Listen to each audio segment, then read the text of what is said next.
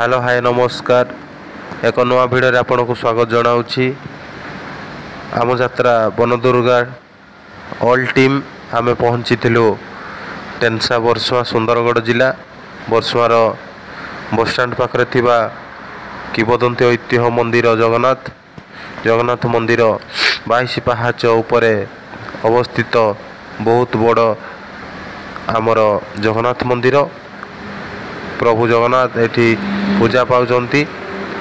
80 वर्ष तलर कथा। 80 वर्ष तले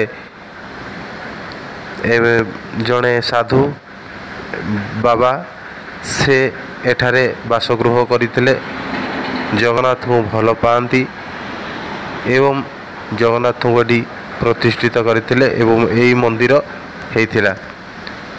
एठी जो आदिवासी लोक संप्रदायर लोक अछंती समस्ते मिलित उद्यम रे मंदिरटी गढ़ी उठी एवं बाबा को बहुत भल पाइबा एवं श्रद्धा पाई ए मंदिरटी होईची। ये एक बरसुआर ऐतिह्य किंवदंती जेमिति कि आम रथ यात्रा भी एठी बहुत धूमधाम रे पालन करा एठी आमको भल पाता मुंडा संप्रदाय लोक बहुत थांती एवं आमर ओडिशार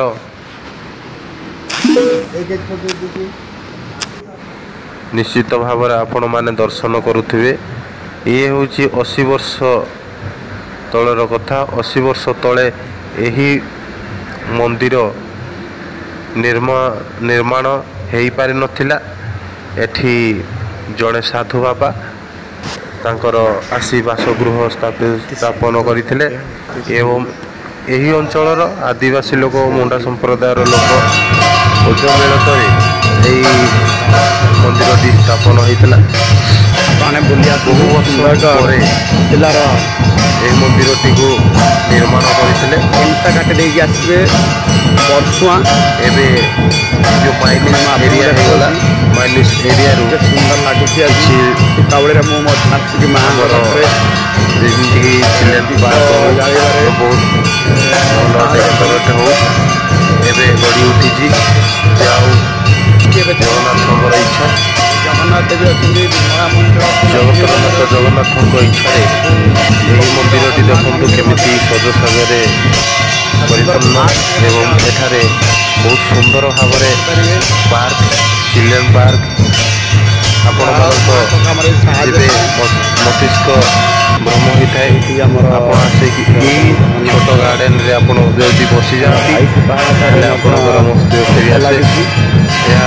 आम कहूना मुंडा संप्रदायर जो लोक मैंने कहते बहुत शांति लगे निहती भाव आम आसिक मंदिर परिभ्रमण कलु बहुत सुंदर लगे। जहाँ बर्षार एक किंवदंती 80 वर्ष तलर कथा। ये बाबा प्रचेषार ये मंदिर निर्माण होती। बाबा आसी कौटू केमी है मंदिर आम पचारि बुझुना तेणु एति जाचु ये जड़े बाबा द्वारा ये मंदिरटी प्रतिष्ठित। एठारे सुंदरगढ़ जिला बरसुआ आप जी टेनसा खंडाधार ये माइनिस जिते बेले है यही रोड रे गाड़ी यातायात मंदिर को किसी समस्त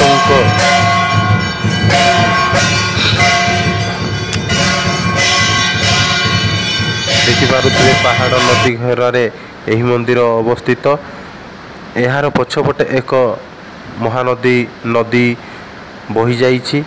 देखिबा निश्चित भाव में गछलता रे परिपूर्ण निश्चित भाव में देखिपे आपण मैंने आमर जमती कि कैमेरामैन ज्ञान भाई देखे पारुथिबे सब दृश्य निश्चित भाव में देखंतु।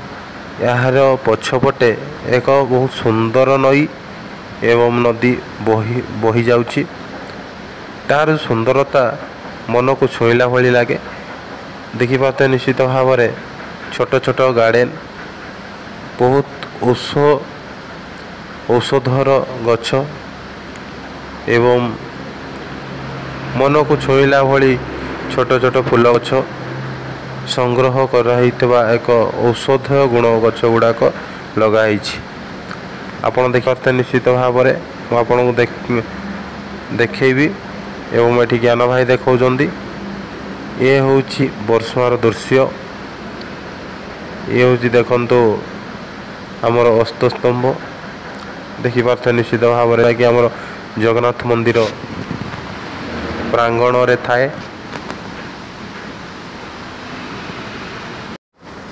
ଦେଖିପାରୁଥିବେ ବିଭିନ୍ନ ପ୍ରକାରର ଗଛ ଲତାରେ ପରିପୂର୍ଣ୍ଣ ଆମର ବର୍ଷୁଆ କିମ୍ବଦନ୍ତୀ ଐତିହ୍ୟର ମନ୍ଦିର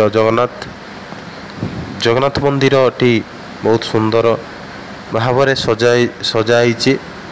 ଦେଖିପାରୁଥିବେ ଆଗକୁ ଗଲେ ଆପଣ ବିଏନ୍ଆର୍ ଟ୍ରାନ୍ସପୋର୍ଟର ଡିପୋ ଦେଖିପାରେ, ଯେଉଁଠିକି ଆଇରନ୍ ପଥର ସବୁ ଯାଉଛି ବାହାରକୁ ରପ୍ତାନି ହେଉଛି ଏହି ଆମର ବର୍ଷୁଆ ମାଟିରେ।